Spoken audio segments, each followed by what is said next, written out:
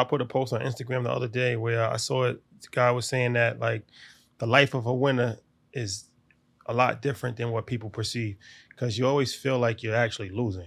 Yeah. Like you never really feel like you're winning because you always focus on what went wrong and Yeah. how you can improve, and it's extremely like different from what most people can actually understand. When he said that, that just resonated with me so much because that's how I always look at things. Like I never look at like what went right. I always look at I what don't know. went I feel wrong. like I'm winning. So yeah. So I don't.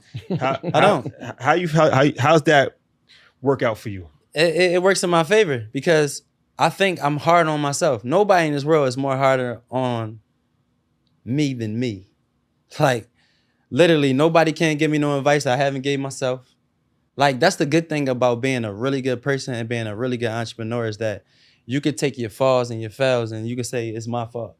You know, like sometimes in a situation there's always two sides to every story, but you know when you did, you know what I mean, it's your fault. And I think by me not congratulating myself sometimes make me go harder.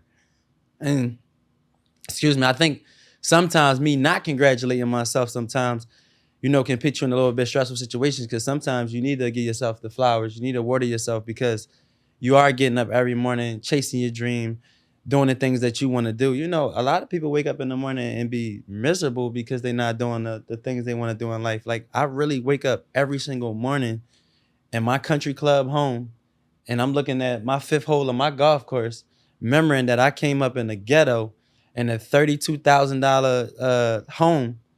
And I'm able to say that my hard work and me being hard on myself and never being content to whatever God has for me right now, because I know that if I keep working for what I really want, later on it's gonna be massive. And my massive ain't just for me. My massive is for opportunities. Like what y'all doing right now, y'all gonna give people opportunities to come in the door under y'all. What I'm doing right now, I'm giving people opportunities to come in the door under me that look differently. That's what I care about. Talked about things outside the restaurant. Real estate was one, but I have noticed you have been in Hollywood a lot lately. You have been taking trips to a certain streaming platform.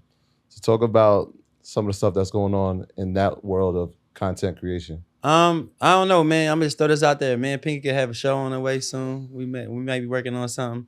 Um, but I just think right now the opportunities that's falling right now is amazing because, you know, like when you work hard, you can pick and choose what you want to do. You don't have to say yes to everything. And me saying no feels good sometimes. Like, nah, I'm not doing that. That's not for my career. That's not for me. That's not gonna work for what I stand for or what I'm pushing. And I think me being an investor right now. I'm invested in a few businesses, and I like to be able to help people when they got it together. Like the worst thing you could do is come to somebody and it ain't together. You ever have somebody say, you know, they got something good, they want you to invest or what you think about it, and they paying people through Cash App. You know what I'm saying? You're like, how you gonna win? So these are the things that like I help people out, you know, at the lower level, and I'm talking to them because I'm allowing them to know, like, if you want to get taken serious, you got to be serious. You got to look serious. You got to be together. Like, where's your EPK? Where's your deck? All these things that matter, and this is what I learned over time because I was that Cash App guy. I was the guy that just give me opportunity. But sometimes, as long as you show up, that person that got the opportunity may give you one. So what does your corporate structure look like? You're the CEO. I'm assuming you have a COO, you have a CFO, you have a Yeah, vice so I president, got president. so I got a president, CFO. I'm about to hire a COO now. I got that position open. I got human resources. I got GMs. I got field managers. I got food quality chefs. The only thing right now I don't have right now is the COO role. What are these people that you knew or people that you didn't know? No, that's the best thing of it all. I mean, some of them are, but let me tell y'all something. So being the CEO and the founder of a popular brand, this is the one thing that sometimes is hard is because you want to bring everybody up with you that's around you. You know, you want people to grow, but as you try to scale, it takes a level of education to scale and it takes expertise. And I had to really go get a team that really was ready for that and geared up for that. And man, the most thing of it all is like when you put a stranger in front of a bunch of people's faces, they respect it more. Don't ask me why, but it's just like they gonna listen to that person more because they don't know how to handle that person. You ever heard somebody say like you in a relationship and a person taking advantage because they know how to handle that person, they know that person not going nowhere. Mm-hmm. They don't know how to handle me no more because I'll fire anybody. You know what I'm saying? Like, I'll fire anybody that's in my company not doing their job because the mission is to get to the mountaintop with this. And I feel like anybody getting in the way of that mission, you ain't mission driven in the mission. So it's time to get out the mission. And sometimes it hurt. You know, you're going to break your heart with some moves you got to make to get people out. I didn't let people go that I loved, that I wanted to see win, that I had a vision for in the end. But how can they have a vision for you if they screwed you while you was trying to work on the vision? Dan Cathy, you know Dan Cathy? Yeah. He said something that on InvestFest. Anybody doesn't know, he's the CEO of Chick-fil-A. He's worth like $4 billion. Last year at InvestFest, he said something that was extremely insightful. And he was like, being an entrepreneur is like a musical composer. And he was like, you have a certain, like you write music, right? And you know how the quality of the music should sound. And then, but you have the musicians who actually have to play the music. Yeah. So he said, if the music that the musicians are playing are not up to the par of the composition that you wrote, never dumb down the composition. You have to hire new musicians. Like, don't lower how your vision for the music is based off of the talent that you have. 100%. That has to stay at par. You just got to get higher level talent to make sure that they are performing at the level of the composition. No, I agree with that 1,000%. Because how you gonna have somebody on a team that can't run the play? That's like right now. I just told a group of kids at CAU, don't be practice players. Don't work and study your game every single day and then fail the test. Nobody's gonna ever recognize you for that. You know, you got people right now that's probably in the NBA, college basketball, probably the best practice players in the world to make the stars better. But like, you was killing him in practice.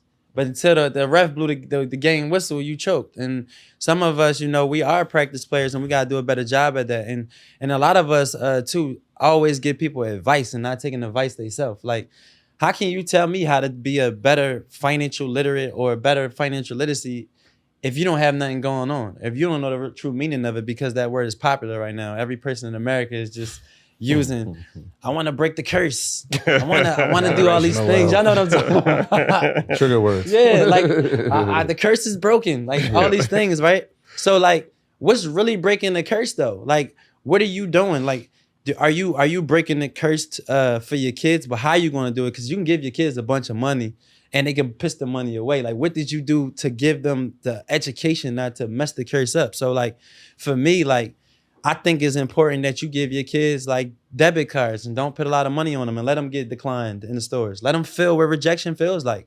Let them feel like when they go swipe that card for that toy and they need $10 more on that card and then the register person saying, sorry, your card didn't go through.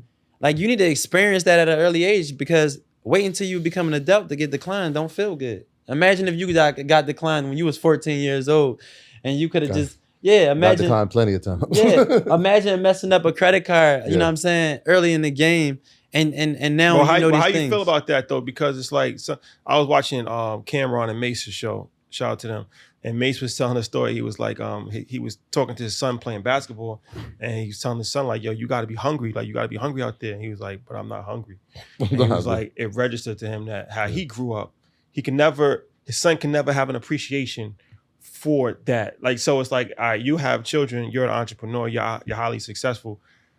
They're never gonna really have a full appreciation of the grit or the grind. No. Right? That's a blessing. Yeah. But also it's like, it's also kind of a curse, because it, you know what I'm saying? Like, It is a curse. How do you navigate It's a that? curse. There's intangibles that they yeah, won't have. it is. And I think what people should do, honestly, like, I'm never gonna put my kids in a ghetto and be like, you gotta feel how this feels. Figure this out. Yeah, you gotta figure it out. Survivor. Yeah. Get it from the mud. Yeah, but what I will do is that the opportunity to work for it. You know, like, I feel like anybody in a household that got their kids in a different environment, they should be able to make their kids feel like it's a privilege to have it. Like I just said this in my backyard 2 days ago. I was talking to my brother on the phone and I'm like, yo, my son is born in a mansion. He's riding in Maybachs. He's doing all these things. I didn't have that. You know what I'm saying? He already has things that I've never had. You know, the privilege of it, right?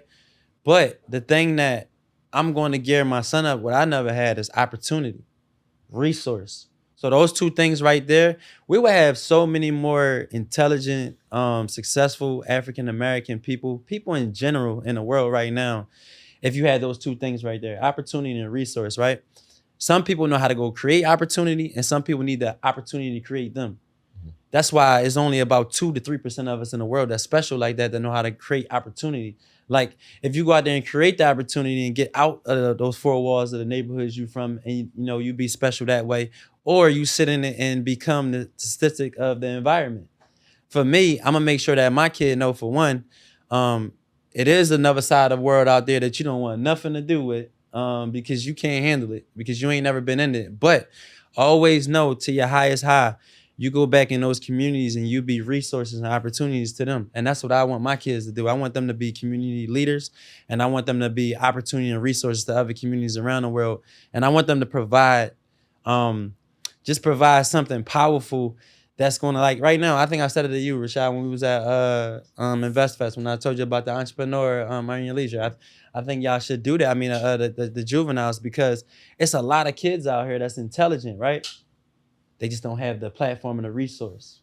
That people can see that. I remember me and Pinky was at my grand opening in my Jonesboro Road location, and there was this little kid, man. He walked up to me and blew me away, man, the way he talked. Like, I couldn't believe the words that was coming out of his mouth, and I was just like, yo, somebody need to have a platform for kids to be able to show who they are, to express them not having two parents in the household, express where they stuck at right now, where they need help at. And then we could fix this all as one pie right now, because you fixed the problem before the problem fixed it. You talk about kids. Yeah. You have some. You have one on the way. Congratulations. Thank you. Let's talk about succession. Is that part of the business plan? Mom has a brand. Dad has a brand. It's under the family umbrella. Is succession something you're thinking about? Is that something that you put in the business plan already? Well, I feel like we talk about this. They could have the opportunity to be what they want to be. But you could look at LeBron James. You see his kids playing basketball. I don't think that you being in a house with two serial entrepreneurs, you just ain't gonna become one too. And my youngest right now, my youngest daughter right now, she been here before. She's saying her ABCs and already, you know what I'm saying? And it's stuff that my children are doing because of the opportunity that we have around the home. And I think it's organically gonna happen. I don't think that we're gonna shove it down their throats, but I think, she never stops talking about business, or I never stop talking about business indirectly, not even knowing. It could be a banana in the house and the guy rotting. We trying to figure out a way, come up with a method so bananas don't rot. It's like we're always thinking of ways to build. And I think if kids hear that, they'll always think of ways to build too. So I think organically they just gonna be entrepreneurs.